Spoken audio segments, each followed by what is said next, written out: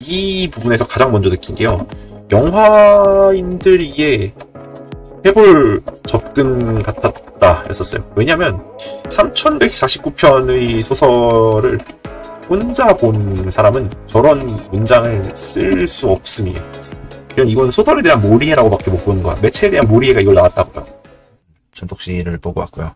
그래서 이제 오늘 잠깐 자기 전에라도 가볍게 리뷰 영상을 좀 남겨놓고 자면 좋지 않을까. 그래서 리뷰를 해보게 되었습니다. 사실 저는 이제 전독시의 소설에 대해서도 오랫동안 팬이었었기도 하고, 외전도 계속 여전히 팬이기도 하고, 꾸준히 웹소설을 읽기도 하고, 뭐 취미 삼아서 단편으로 조금씩 써보기도 하고, 뭐 여튼 그러다 보니까 독자로서 혹은 이제 매체를 분석을 하고 이게 어떤지 저떤지 얘기해볼 사람으로서 오늘 전독시에 대해서 이야기를 해보면 좋을 것 같아요. 앞으로도 이제 채널에다가 종종 이런 식으로 작품들을 리뷰하는 영상들을 좀 올려보려고 합니다. 하여튼 오늘 전독시에 대해서 먼저 이야기를 해보자면, 일단 첫 번째로는 개인 점수 약 2개입니다. 5점 만점에 2점인데요. 이제 총평 영화로서는 이렇게 감독과 연출의 웹소설이라는 매체에 대한 이해가 없었다. 이게 좀 더 이야기를 하고 싶었었던 좀 가장 큰 요지인 것 같아요. 그리고 이게 결국 기존 작품의 껍데기를 쓴 도용품 아닌가에 대한 생각이 있어요. 너무 나쁜 말 했나? 일단은 좋은 이야기들부터 다시 해보자고요. 재밌던 시간들입니다.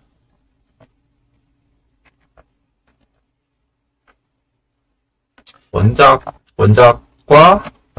원작과 다르게 연주를 주었음에도 신선했던 것, 재밌던 순간에 포인트는 다른 것 같습니다. 원작과 다르게 변주를 주었음에도 신선했었던 것. 두 번째, 뭔가 약간 아쉽지만 그게 웃겼던 점, 이렇게인데요. 이제 재밌던 순간들을 정리해보자면, 첫 번째,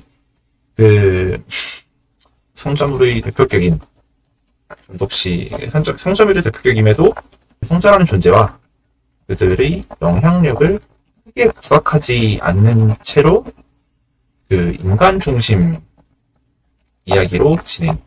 저는 이거는 개인적으로 나쁘지 않다라고 보는 쪽이었어요. 이게 왜 그런 생각을 했었냐면, 웹소설이 생각보다 메이저 장르고 뭐고 재벌집 막내 아들이 나오고 막 뭐 하고 그래도 여전히 이게 대중매체에서 다뤄지기에는 서브컬처의 느낌이 되게 강하단 말이죠. 서브컬처의 느낌이 강하게 되면 그럼 무슨 일이 일어나냐면은 성좌 아니면은 뭐 상태창 이렇게 얘기를 하는 모든 것들이 사실상 우리들만 아는 어떤 문법이 되어 있어요. 이거를 밖에다가 보여줄 수도 있어. 아니 하다못해 무협조차도 쉽지 않은데 여기서 이제 게임 판타지 혹은 게임 판타지에 준하는 상태창에 대한 이야기들이나 혹은 성좌물들에 대한 이야기들이 생각보다 이렇게 쉽지가 않다는 거지.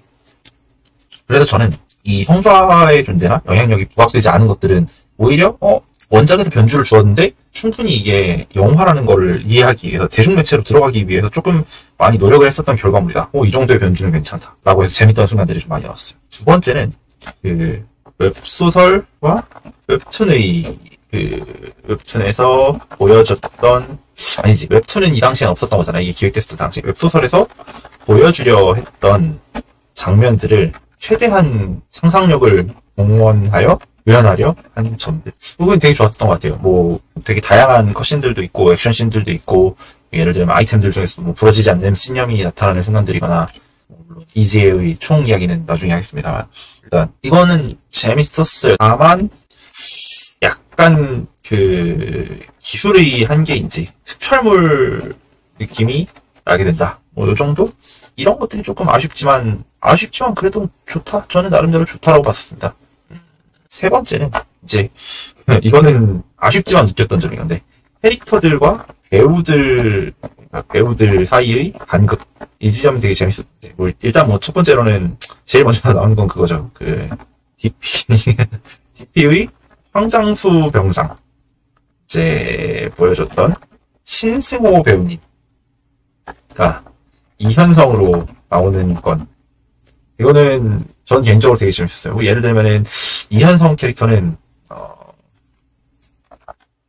약간 이런 캐릭터란 말이죠. 그런데 이제 우리의 머릿속에 이제 황장수라는 캐릭터, 황장수 캐릭터를 한번 봤었으면, 황장수 병장. 그래, 뭐, 대표적인 이미지가 있군요. 너 거지야.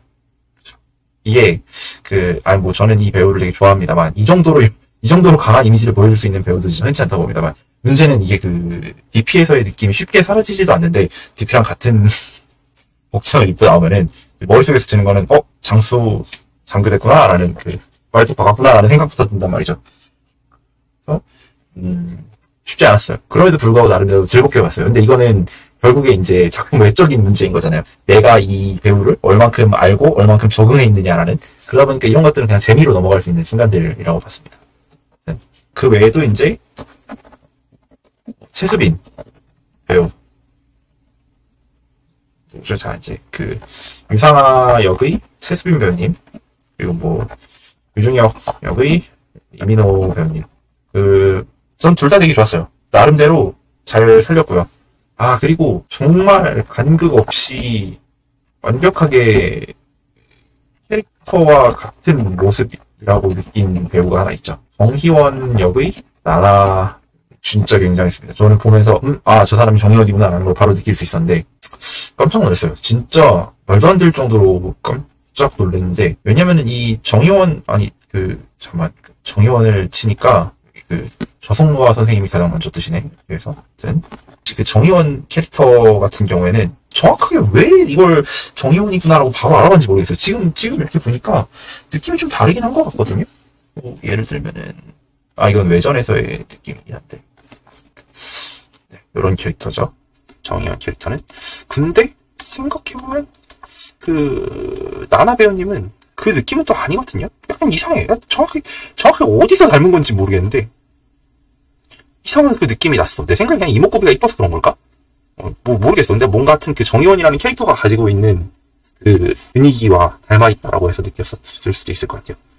이런 것들도 되게 재밌었어요. 저는 진짜 좋았었던 점들은 충분히 많았었다고 보고요. 근데 그 외에도 인스턴트 던전의 묘사라는 이제 파수꾼, 그리고 활용전, 파수꾼전, 편의상 이렇게 보겠습니다. 파수꾼전과 활용전에서 인던의 묘사, 인던의 묘사가 재밌었어요. 이것도 약간 어떤 CG에서의 한계들도 있고 분명히 그렇긴 한데, 그럼에도 불구하고 현실적이지 않은 세계를 보여주기 위한 구도들이 되게 많았었잖아요. 예를 들면은 충무로역을 어떤 현실 세계의 시공간으로부터 떼어내어가지고 위로 이렇게 들어 올린다거나 이런 식으로. 그리고 또 파수꾼전 같은 경우에는 거대한 원형의 내부 구조물 내에서 이렇게 달리면 진짜 이렇게 한 바퀴를 빙글빙글 돌 수 있는 것처럼 묘사되어 있었던 그런 순간들 되게 재밌었어요. 저는 분명히 그런 식으로 약간 좀 비현실적인 공간을 묘사하는 방식에 대해서는 되게 많은 고민을 했었겠구나, 이런 식으로도 많이 생각을 해볼 수 있었겠구나, 많은 노력을 했겠다, 이렇게 생각을 하고 넘어갔었습니다. 해리포터나 이런 류의 좀 현실에 기반해서 만들어져 있는 어반 판타지물들은 어느 정도는 현실적 공간 내에서 싸워요. 진짜 막 이면세계로 들어가지 않니까. 근데 이제 이면세계가 들어가 버리는 시점에서 이런 인스턴트 던전, 어떻게 보자면 이면세계인 건데, 이 순간에서의 묘사들이 되게 비현실적으로 되었다라는 건 진짜 이런 형태의 감각들 혹은 이런 형태의 묘사들에 대해서 되게 충분히 고민했다라는 걸 느낄 수 있었던 거죠. 여섯 번째는 게임적 요소들 중 쳐낼 것들은 과감히 쳐내고 집중해야 할 것들에 강하게 집중을 주는 모습. 이게 어떤 느낌이었었냐면은 성좌들의 메시지, 그쵸? 시선 등의 협업창들은 이미 사라짐. 또 그 이외에도 이제 코인을 통한 강화라던가는 중간에 이제 초반부에 나오는 어떤 백통감기 같은 스킬들 거의 최소한만 남기고 싹 스킬.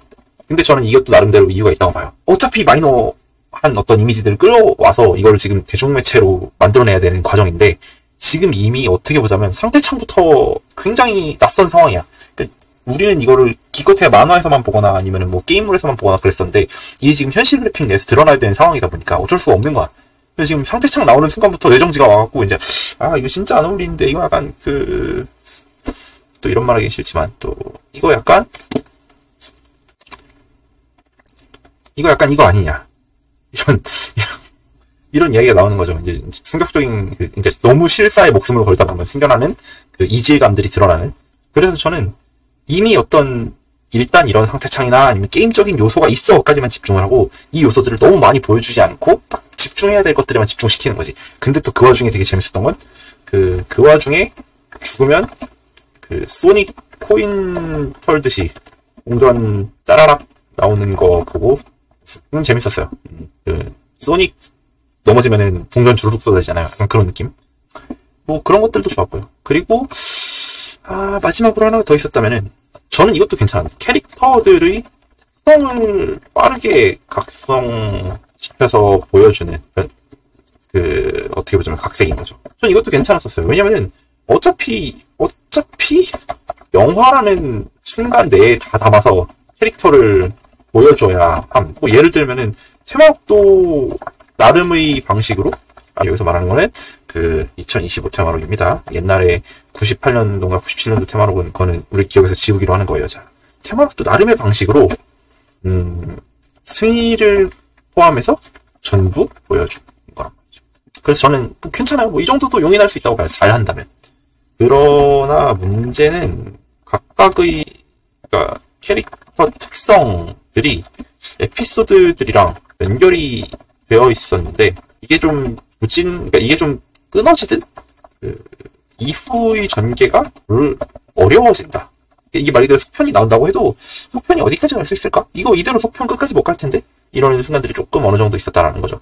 뭐 예를 들면은 한명호 부장 같은 경우에는 이제 이 이후에 좀 어떤 특정한 일이 있어서 이제 좀 재밌는 캐릭터가 되어가고 막 그러죠.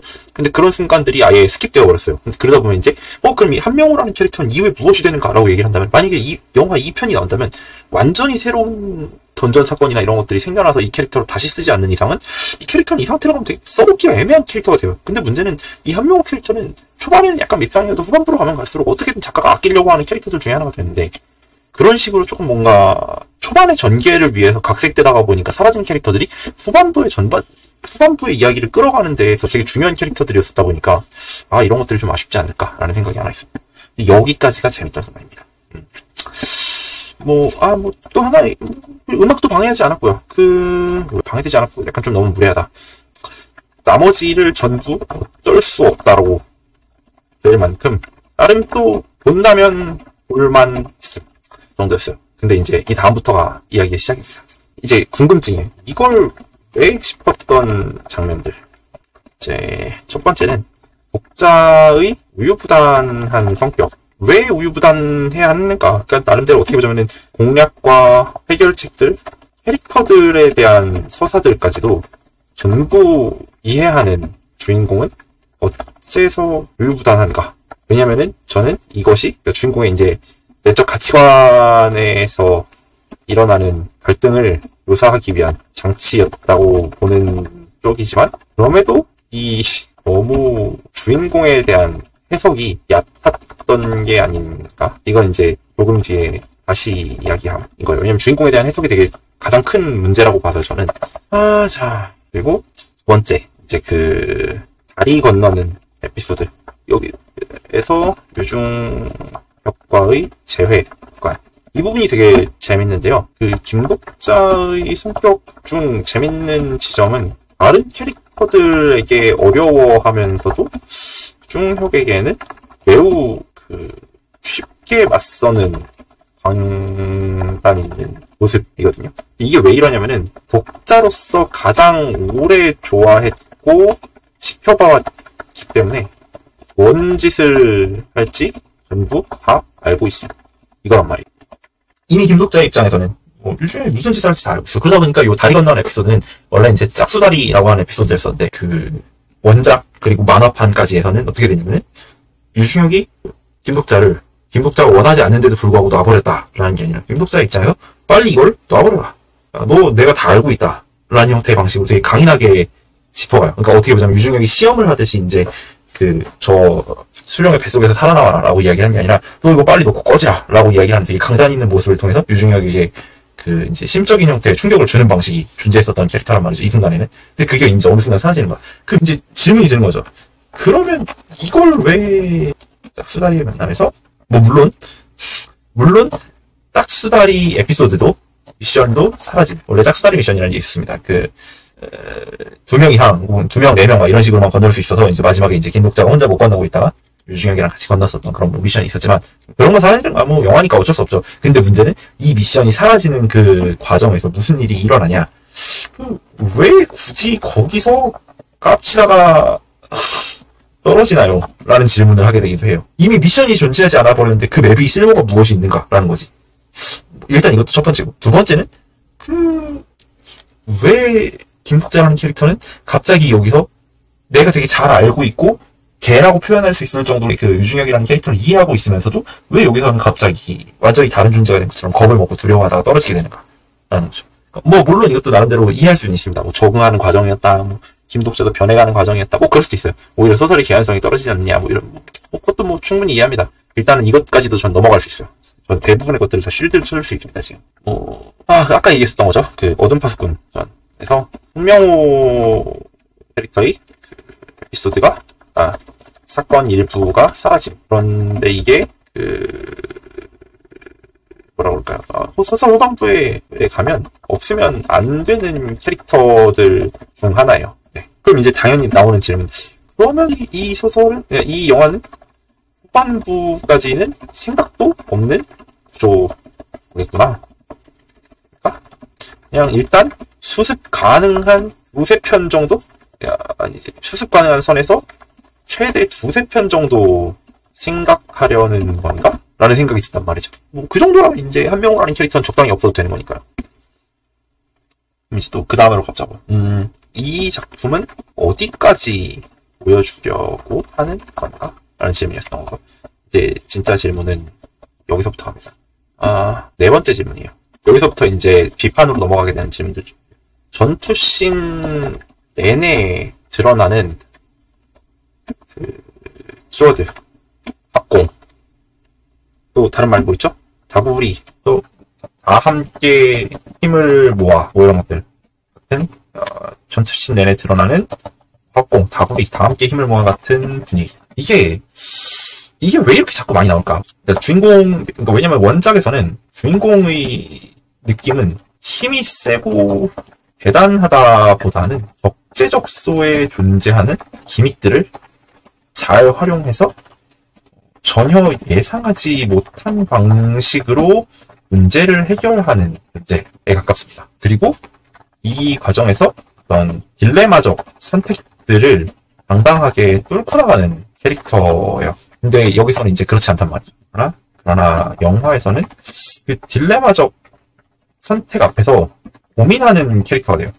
어떻게 해야 되지? 사람들을 죽이고 내가 살아야 되나? 아니면 내가 죽더라도 사람들을 살려야 되나? 이런 식의 느낌에 가까워요. 딜레마적 선택은 지금 사실은 원작 내에서 주인공에게도 이게 고민할 거리는 아니었었던 순간들이 갑자기 여기서는 주인공에게 고민할 거리가 되어 있는 거예요. 이것도 왜 그러는 걸까? 그런데 이제 이 이야기들이 다 합쳐져서 이 영화의 가장 결정적 결함으로 향하게 됩니다. 저는 거의 모든 것을 다 용인할 수 있음에도 이 영화가 망작이고 원작에 대한 뭐라 그럴까 오이해를 하고 있다고 볼 수 있는 지점이 있다고 보는데요. 그게 뭐냐면은 주제의식이에요.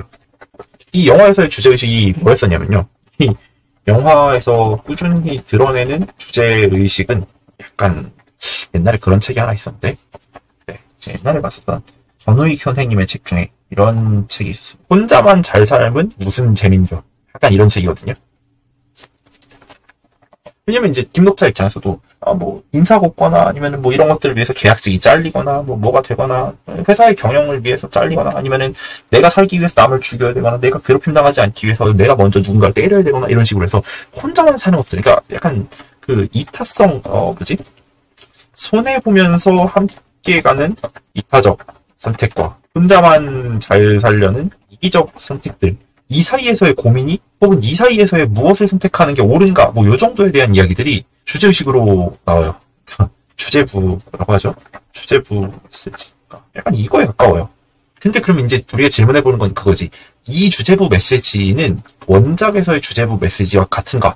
그리고 원작에서의 주제부 메시지가 이게 아니라면 원작에서의 주제부 메시지를 훼손하거나 아니면 변경하면서까지도 이 주제부 메시지를 밀어붙인 이유가 있거나 아니면은 이 주제부 메시지가 저거보다 더 중요하다고 생각하는 어떤 감독의 판단이 있거나 뭐 그럴 거 아니에요. 그러다 보니까 이제 우리는 이 주제부 메시지가 대체 어쩌다가 이렇게 나오게 된 건지 질문을 해봐야 된다는 거죠.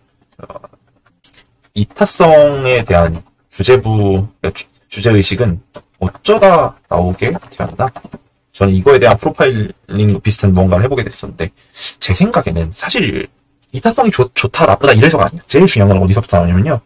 그 감독, 연출, 영화 관계자 전부가 지금 웹소설 또는 연재소설이라는 매체가 어떤 특성을 가지는지를 전혀 이해 못했고, 전독시는 하필이면, 뭐 차라리 뭐 예를 들면 광마회기 이런 걸 하면 상관이 없어. 화산귀환 이런 걸 해도 상관이 없어. 문제는 전독시는 하필이면 저 웹소설 또는 연재소설이라는 매체가 가지는 특성을 가지고 주제의식이 짜이는 작품이었습니다.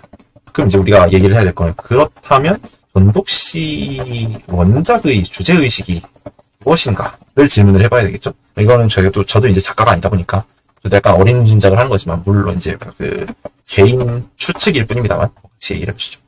전독시 원작의 주제의식이 무엇인가? 는 이야기에 대한 이야기라고 봅니다. 정확하게는 이 이야기가 대체 무엇인가, 이야기가 어떤 힘을 가지고 있는가에 가까워요. 일단은 뭐 스포가 되기 때문에 전부 다 말할 수는 없겠지만 주인공 이름이 뭐예요? 주인공인데 이름이 복자입니다. 이게 뭔 소리냐면요. 복자가 주인공이 되는 거예요. 이야기를 읽고 이야기로부터 영향을 받은 사람이 새롭게 이야기를 쓰는 과정이란 말이죠. 그러니까 아주 엄밀하게는 사실 이 스토리는 이런 주제가 이런 흐름을 가지고 있어요. 그리고 영화와 연재소설의 가장 큰 차이를 먼저 말해야 합니다. 영화랑 연재소설은 가장 크게 어떤 차이가 있냐면 영화는 단방향으로, 그러니까 일방적으로 메시지가 전달되는 그 흐름을 가지고. 이게 무슨 소리예요? 예를 들면 감독과 연출이나 뭐 기획이나 뭐 촬영이나 모든 사람이 얘기를 할 수 있겠지만 결국에 만들어진 영화는 여러 번 다시 보면서 계속 생각이 바뀌고 여러 번 다시 보면서 뭐 곱씹으면서 관객이 새로운 걸 느끼고 이런 거랑은 별개로 결국에 감독이 어떤 무언가를 만들어서 메시지를 일방적으로 전달을 해요. 근데 소설은 연재소설, 그냥 일단은 웹소설이라고만 이야기를 할게요. 연재소설의 특징은 작가와 독자가 서로 상호작용하는 특징을 가져요.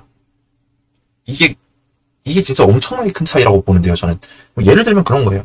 연재소설은 가장 크게 어디서 차이가 나냐면요. 내가 올린 글에 누군가가 실시간으로 반응을 해요. 그래서 이 영화에는 있고 웹소설에는 없는 존재가 있어요. 뭐냐면은 다 봤는데 구리다는 평가를 하는 소비자. 이 존재는 영화에는 있으나 웹소설에는 존재하지 않은. 왜일까요? 왜냐면은 웹소설은 장기 연재되는 특징상 중도에 하차하는 방식으로 저게 일어나요.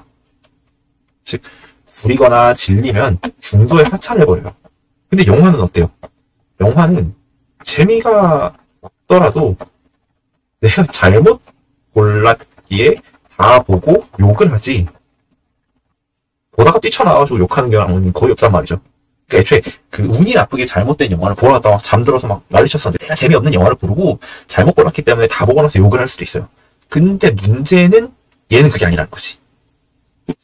작가는 조회수와 결제, 댓글을 통해서 독자들과 계속된 피드백을 주고받습니다. 되게 커요. 진짜 연재를 한 번이라도 해보면은 당연히 이걸 느낄 수밖에 없어요. 그렇기 때문에 그 소설이나 이런 연재본에서는 작가가 일방적으로 영향을 주기만 하는 것도 아니고, 작가가 일방적으로 영향을 받기만 하는 것도 아닙니다. 진짜로 보다 보면은 그 복선 같은 거를 독자가 눈치채면, 그래서 이제 배댓이나 이런 걸로 갖다 달아버리잖아요. 그럼 이제 무슨 얘기가 나오냐면 작가들 입장에서 아씨 이거 맞췄네, 어떡하지, 빨리 바꿔가지고 이야기 틀어야 되나, 바꿀 수도 있고요. 재미없다. 이거 언제 끝내냐. 그럼 잠깐 휴재하고 급하게 정리해갖고 이 부분 빨리 끝낼 테니까 조금만 기다려달라. 그리고 빨리 끝내고 또 다음 에피소드 넘어가고. 항상 그래요. 그러니까 작가 입장에서 내가 재밌다라고 생각한 게 있었는데 실제로 안 재밌을 수가 있기 때문에 금방금방 영향을 받아서 고칠 때가 있어요. 그렇기 때문에 웹소설의 특징이라고 얘기를 한다면은, 웹소설의 특징이라고 얘기를 한다면 작가와 독자는 서로 영향을 주고받는 관계예요. 그리고 저는 이걸 가지고 이게 전독시의 주제의식이 되는 기반이라고 보는, 기반 관점이라고 보는데요. 왜냐하면 결국에 전독시는 어떤 이야기로 흘러가냐면요. 원작에서, 그러니까 원작, 시작이에요. 10살법이라는 이야기를 보고 그의 영향을 받아서 살아감입니다. 이 과정에서는 외로움을 견디기도 하고요. 삶을 이겨낼 용기를 얻기도 하고, 또 한 번 더 이야기를 해보자면 불가능해 보이는 것에 대한 도전, 그러니까 불굴의 도전을 배우기도 하는 예. 결국에 이야기가 사람을 키우는 이야기인 거야.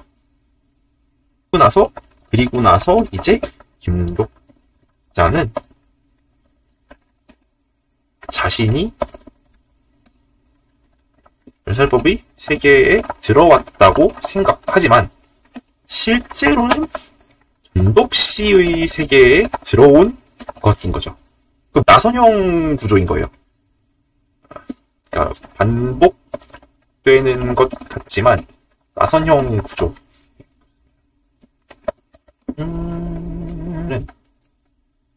여기서부터 여기까지가 멸살법이었던 거야. 사실 유중혁의 회귀는 계속 여기서 빙글빙글 돌고 있었던 건데, 이걸 통해서 지금 독자가 보고서 독자가 성장을, 독자 이야기가 시작했을 때 독자는 멸살법에 있다라고 생각했지만 실제로 그건 전독시의 이야기인 거예요. 그 독자가 들어옴으로써 완전히 다른 세계가 되어버린. 물론 그게 한 번 더 이어져서 뭐가 되냐? 전독시 외전이 됩니다. 전독시 외전은 또 스포기 때문에 말하면 안 되지만, 결국에 전독시 외전에서도 전독시에 들어왔다고 생각하지만 실제로는 전독시 이야기가 아니에요. 이미 들어온 시점부터 그 이야기의 구조는 바뀌게 돼요. 이 나선형 구조에서 무엇을 우리가 얘기할 수 있냐면은, 이야기는 사람을 변화시키고, 변화된 사람은 새로운 이야기를 만들게 됩니다. 이게 기본적인 이야기에 대한 칭총 작가의 관점이었었다고 봐요. 저는 이 부분에서 되게 좋아하는 메시지가 하나 있었는데, 옛날에 제가 봤었던 명언 중에 교보문고였었나? 네, 교보생명의 창립자가 얘기했었던 게 있었죠. 이런, 사람은 책을 만든 책은 사람을 만든다. 그러니까 말 그대로 어떤 사람의 삶이 이야기가 되고, 이야기가 다시 어떤 삶에 영향을 미쳐서 무언가가 된다라는 이야기 드린 건데, 그래서 저는 그거랑 비슷하게 봤었거든요. 그래서 여기서 무엇을 얘기하냐면은, 전독시의 이야기는 이야기로부터 삶의 동력을 얻고 살아왔었던, 어떻게 보자면 이제 나름대로 죽고 싶었던 순간들이나 아니면 끔찍했던 순간들을 이겨내면서 나름의 삶의 구원을 얻은 사람이 지금 이야기를 구원하는 이야기에 가깝다고 봐요. 저는 개인적으로는 이런 스토리가 주제의식이에요. 김독자라는 캐릭터는 애초에 이런 존재였었던 거지. 그리고 그거에 대한 스포일러. 하지만 만화판에서도 나왔으니까 그러니까 김독자의 성좌명이 이것을 증거한다고 봄인 거죠. 그렇잖아요. 결국에 무엇이 인간을 구원하는가에 대한 이야기를 할 때 이야기가 사람을 바꾸고 구원하고 다시 그것으로부터 영향을 받은 사람이 또 다른 이야기에 영향을 주는 이 스토리를 계속 약간 이 작가가 좋아하는 어떤 그 우로보로스 같은 꼬리를 문 그런 뱀 같은 이야기들이 저는 여기서 반복되고 있다고 보여지거든요.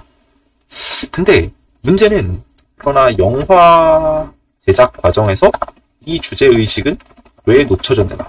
이게 저는 되게 중요하다고 봐요. 왜냐?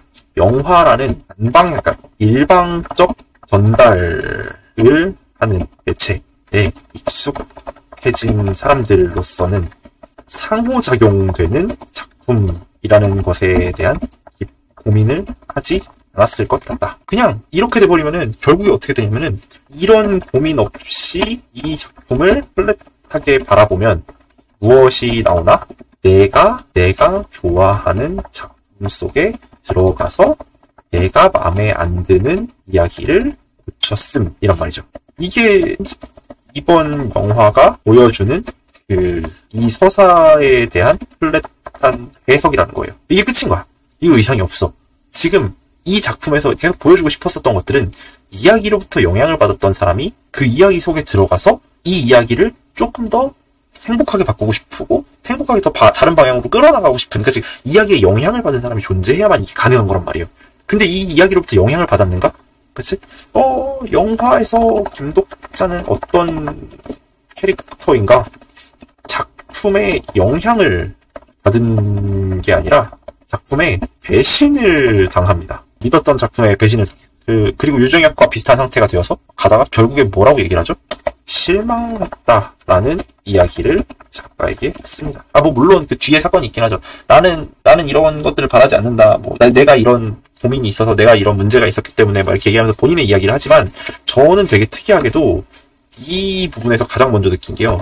영화인들이에 해볼 접근 같았다 였었어요. 왜냐면 편의 소설을 혼자 본 사람은 저런 문장을 쓸 수 없음이에요.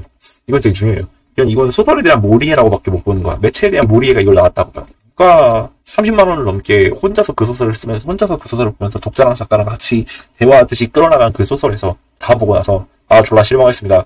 이게 아무리 뒷사정이 있는 이야기라지만 이게 문장이 가능한 문장이냐는 거야. 애초에 그런 사람이었으면 애진작이 끝나고 떠났다고. 연독이 안 돼요, 연독이. 아까 말했잖아요. 그래서 여기 앞에서. 이 영화를 쓰던 사람들 입장에서는 다 봤는데 구리다라는 평을 한 소비자가 있었던 거야. 좋대서 봤는데 별로야. 이렇게 별점을 남기는. 근데 문제는 웹소설은 그런 게 존재하지 않는다고. 웹소설에는 중간에 애초에 그 연재분을 끝까지 다 본 사람들이 이걸 좋아할 수밖에 없어요. 왜냐면 태반이 중간에 탈락을 한단 말이야. 다 그만둬. 딴 게 더 재밌어서 그만두고요. 새로 유행이 바뀌어서 그만두고요.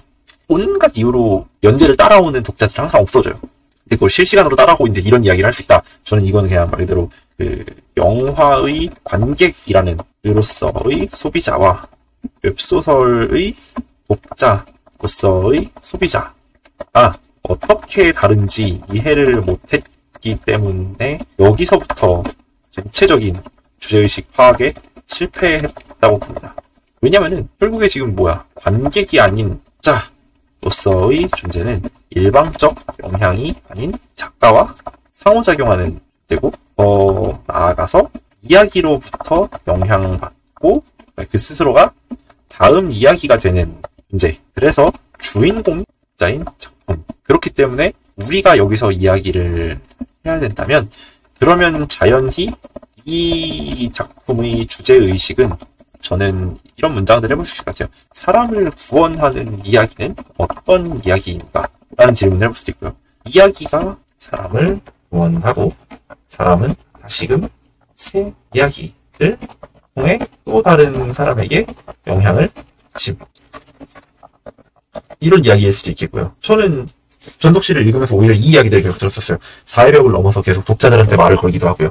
그래서 읽는다 라는 의미가 어떤 의미를 가지는가. 왜냐면 이거는 나중에 다시 읽기 에피소드 같은 것들처럼 이런 거 보면은 여기서 이타적 선택 같은 이야기는 사이드 디쉬에 해당해요. 왜냐면 주인공에 대해서 붙은 주된 별명들은 원티라는 별명. 이게 뭐냐면은 이타적으로 행동하면서 결국 자기 희생을 반복. 근데 물론 본인 입장에서는 이게 살아날 길이 맞고 이게 올바르기 때문에 한다라고 하지만 주변에서는 자꾸만 그렇게 보이는 거야. 그러다 보니까 이제 이타적인 행동을 계속 하게 되는 주인공이 아무래도 이제 이 작품에서 주 성격적으로 드러난다 보니까 그럼 이제 영화인의 시선에서 이야기, 소설이라는 주제를 놓치면 이제 남는 건 구원튀하는 독자인 겁니다. 이 캐릭터는 처음부터 만들어진 캐릭터가 아니기에 결국에 그 다음 해야 되는 건 뭐예요? 이타적 행위는 어떻게 이기적 행위보다 중요한 위치를 가지는가 라는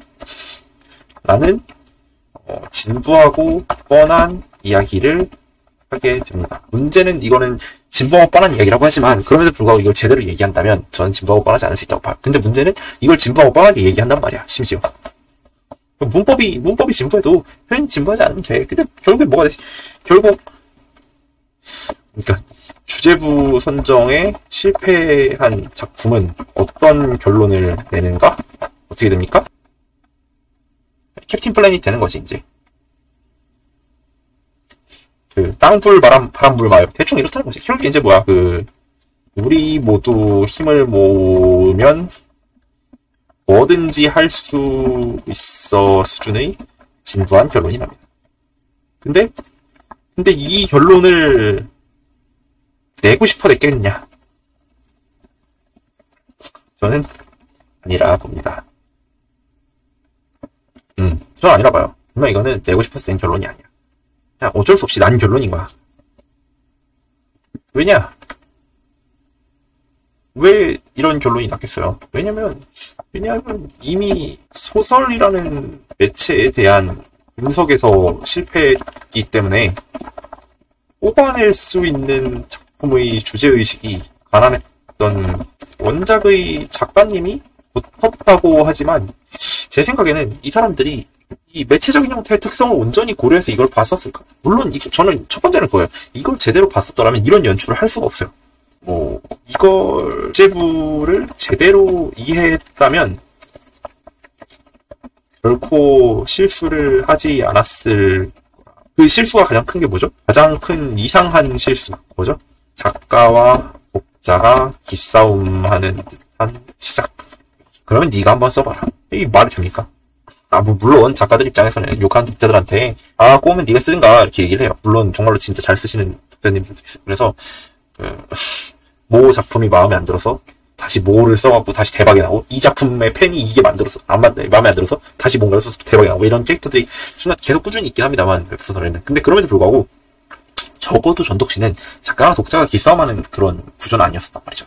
그러다 보니까 여기서부터 이미 이거 이해를 못했다인 거예요. 이거 이해의 실패에서 이 사태가 만들어졌음.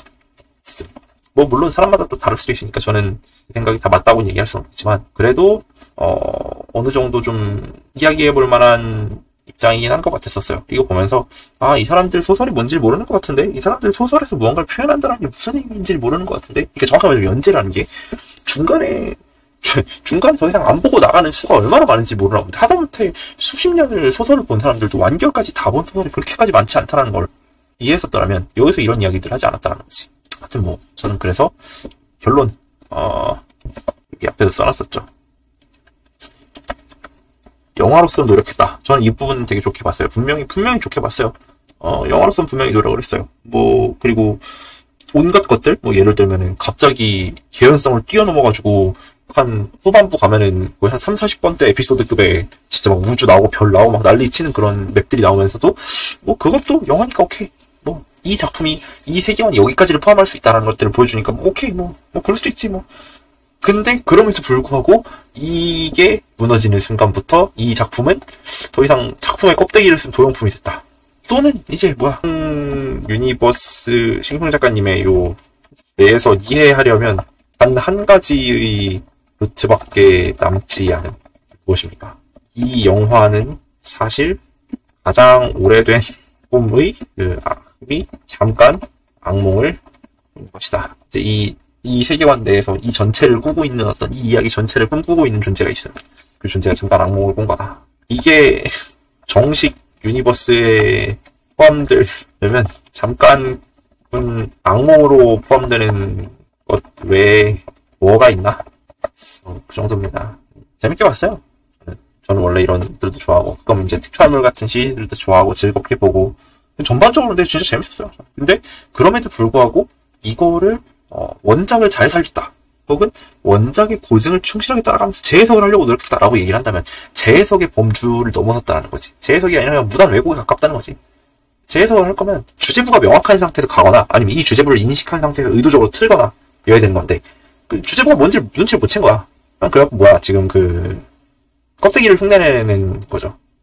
비슷한 옷을 입고 비슷한 장비를 차고 비슷한 대사를 내뱉고 비슷한 연출을 하지만 실제로 완전히 달라요. 여기 이 영화에 들어있는 껍데기는 뭐죠? 그냥 양산형 판타지 소설 수준을 더 넘어서 그냥 밑으로 가면은 이 재해석에 실패한 재해석이 아니야. 해석에 실패한 재해석이라고 주장하는 영화입니다. 이제 이렇게 되면 결국에 이 영화는 뭐가 되냐? 내가 마음에 들지 않는 작품을 붙여서 조금 더 잘 써보겠다 정도의 마인드고요. 그리고 이 해석은 철저하게 그 영화 등의 일방적 매체에 익숙한 시선이라고 봅니다. 뭐 저는 이번 영화를 그렇게 판단했고요. 다른 생각이 있을 수도 있으니까 다른 생각이 있는 사람들의 경우에는 뭐 댓글이나 이런 것들로 이야기를 해주셔도 좋고요. 앞으로도 뭔가 좀 이런